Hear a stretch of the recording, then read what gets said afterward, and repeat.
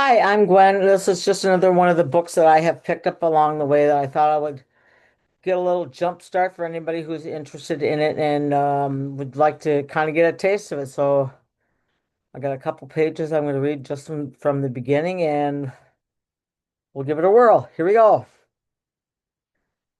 God Calling, the devotional book that will change your life, edited by A.J. Russell. I don't know who A.J. Russell is, but I'm pretty glad that he did this. The two listeners. I did not write this book. I wish that I had done so. Had I written it, I should have been immeasurably proud, too proud for such spiritual help. My simple task has been to prepare it for publication and to present it to the public. But that has not really been a task, only a privilege, an undeserved honor. There is a legend that the praise for building the Cathedral of Saint Sophia was not given to the Emperor Constantine, but to Euphrasia, a poor widow who drew from her mattress a wisp of straw and gave it to the oxen that drew the marble from the ships. That was all. She did nothing more. Not one woman, but two have written this book, and they seek no praise. They have elected to remain anonymous and to be called two listeners. But the claim which they make is an astonishing one. But their message has been given to them today here in England by the living Christ himself. Having read their book, I believe them. I do not, of course, believe that he whispered to them all that he intends to say to this generation, but I am confident that he opened their eyes to many things which they and this generation greatly need to know. I do not believe in the verbal inspiration of this book or any book. But I do believe that these two women have been led and that much of what is written is very clear leading indeed. I have found these messages a spiritual stimulus, but that statement is as inadequate as to say that I like England. Nothing could have written this book unless he or she was a Christian and in touch with the living founder of Christianity. We hear much of the decline of the drama. Think of this piece of real think of this piece of real drama in our own times. Again, as so often before, he was in the world and the world knew him not. Two poor brave women were courageously fighting against sickness and penury. They were facing a hopeless future, and one of them even longed to quit of this hard world for good. And then he spoke, and spoke again. Day after day he comes and cheers them. And though they still have their sorrows, they have joy and a new courage. For he inspires them with his promises for their future, when his loving purpose shall be revealed. And he gently rallies them on their unbelief, as he did their forlorn predecessors during that walk to Emmaus. Open this book at any page and taste its beauty. Dwell lovingly on its tender phrases. Let its wonderful qualities sink deep into your spirit. Have you lost faith? Meditate on any one of these tiny sections and it will come again to you as that of a little child. You may not see him standing by your side with his ready smile of confident encouragement, but you will know that he is there as he always is, and that he still expects great things of you, and is ever ready to help you to achieve them. If winter comes, are you afraid of poverty? Turn again to these pages and you will find the law of supply. Give, and it should be given to you. Give your love, your time, your sympathy, yourself. Give all that you have under his direct guidance to all who are needy.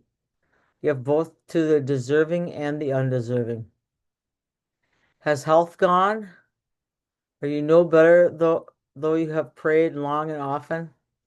Here again you will find the incense of healing. and you will understand why he will not remove the gold from the crucible until all the dross is gone. And you are taking the glorious shape of your true self, which his eye alone has foreseen.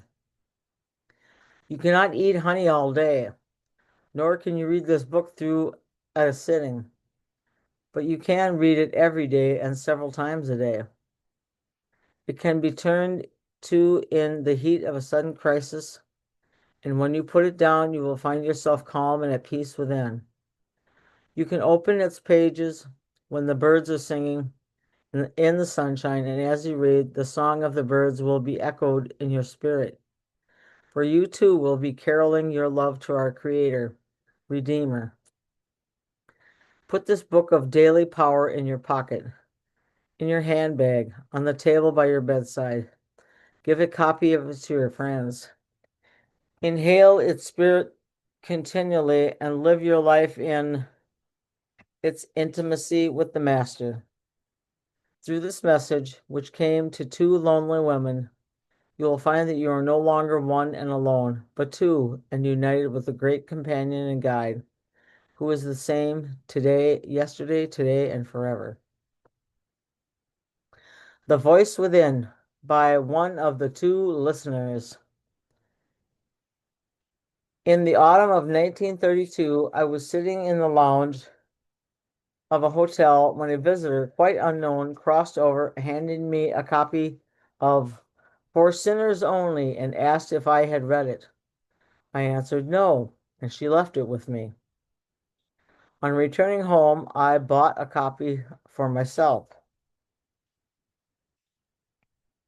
I was curiously affected by the book and felt that I wanted all my friends to read it immediately, and actually made out a list of over 100 people to whom I should have liked to have sent it. Not being rich, this desire had to be content with 2 copies, which I lent to various people on whom it seemed to make little effect. A few months later, I read it again. It was then there came a persistent desire to try to see whether I could get guidance, such as A.J. Russell reported, through sharing a quiet time with the friend with whom I was then living. She was a deeply spiritual woman with an unwavering faith in the goodness of God and a devout believer in prayer, although her life had not been an easy one. I was rather skeptical, but as she agreed, we sat down, pencils and paper in hand, and waited. This was December 1932. My results were entirely negative.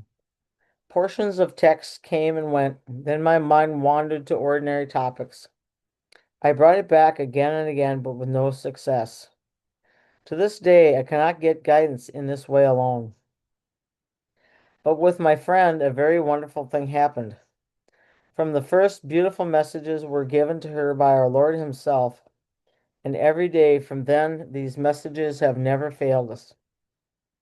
We felt all unworthy and overwhelmed by the wonder of it, and could hardly realize that we were being taught, trained, and encouraged day by day by Him personally, when millions of souls far worthier seemed to be content with guidance from the Bible, sermon, the churches, books, and other sources. Certainly, we were not in any way psychic or advanced in spiritual growth, but just very ordinary human beings who had had more suffering and worry than the majority and who had known tragedy after tragedy. The tender understanding of some of our Lord's messages was at times almost heartbreaking, but His loving reproofs would leave no hurt. Always and this daily, He insisted that we should be channels of love, joy, and laughter in His broken world. This was the man of sorrows in a new aspect. We, or rather I, found this command very difficult to obey, although to others it might have been simple.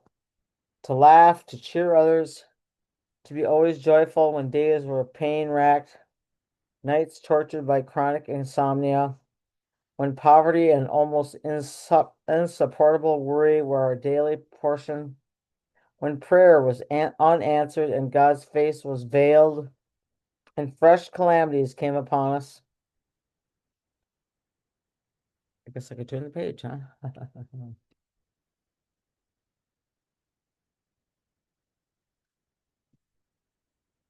In the slideshow, I guess I lost track of where it's at today. Yeah. Yeah.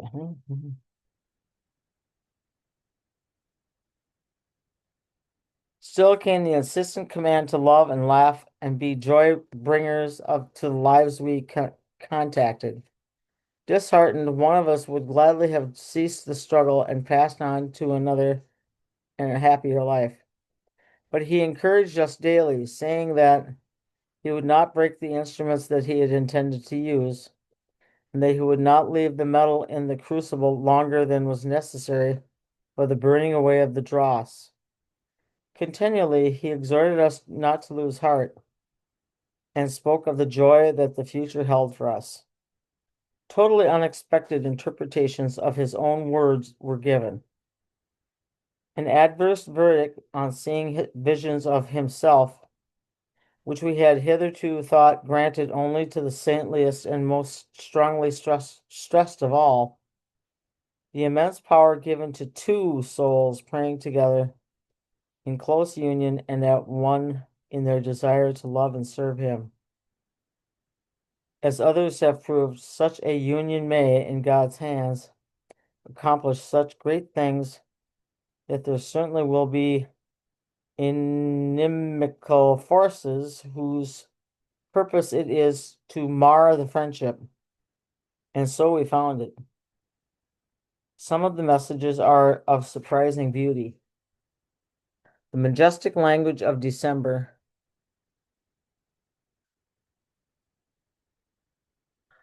Second, the inevitability of suffering in the Christian life of November 23rd, and the explanation of the practical workings of the law of supply of December 5th are examples of this. Others may appear disjointed. This is because personal references and repetition have had to be deleted. So to us, this book, which we believe has been guided by our Lord himself, is no ordinary book. It is published after much prayer to prove that a living Christ speaks today, plans and guides the humblest, and that no detail is too insignificant for his attention, that he reveals himself now as ever as a humble servant and majestic creator.